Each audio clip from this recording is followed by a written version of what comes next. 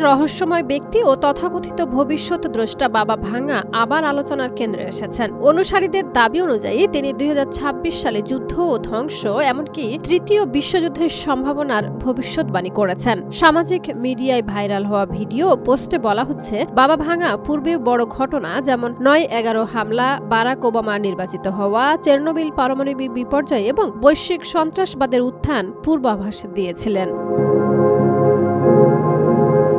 বাবা ভাঙা 1911 সালে আজকের নর্থ ম্যাসেডোনিয়ার স্ট্রোমিকিয়ায় জন্মগ্রহণ করেন। 12 বছর বয়সে ঝড়ে দৃষ্টি হারানোর পর অনুসারীদের বিশ্বাস অনুযায়ী তার মধ্যে অদৃশ্য শক্তির উন্মেষ ঘটে। 72 ঘন্টা ময়েশ্চার লক সমৃদ্ধ লিলি বডি ওয়াশ, শিয়া বাটারের গুডনেস স্কিন রিপেয়ার করে রাখে সফট ও গ্লোয়িং। 1996 সালে মৃত্যুর পূর্ব পর্যন্ত তিনি মানুষকে ব্যক্তিগত ও বিশ্ব বিষয়ক পরামর্শ দিতেন।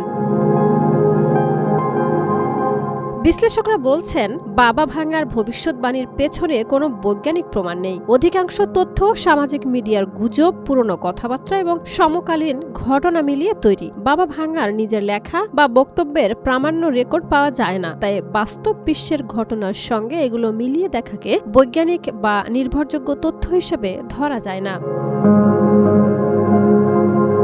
প্রচলিত দাবিতে বলা হয়, ভবিষ্যতে মানুষ গ্রহ অনুসন্ধান করবে, বিশ্বজুড়ে রাজনৈতিক ও পরিবেশগত পরিবর্তন ঘটবে এবং দীর্ঘমেয়াদে পৃথিবী বসবাসের অযোগ্য হয়ে যাবে। উল্লেখযোগ্য ভবিষ্যৎবাণীর মধ্যে রয়েছে শুক্র ও মঙ্গল গ্রহের অনুসন্ধান, মেরু অঞ্চলের বরফ গলন, বিশ্বজুড়ে কমিউনিজম বিস্তার এবং পৃথিবীর শেষ।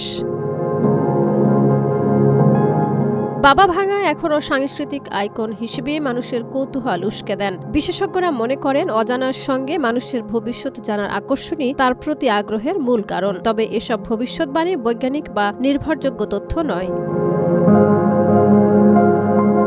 শাহিদা রুবি, মাই টিভি।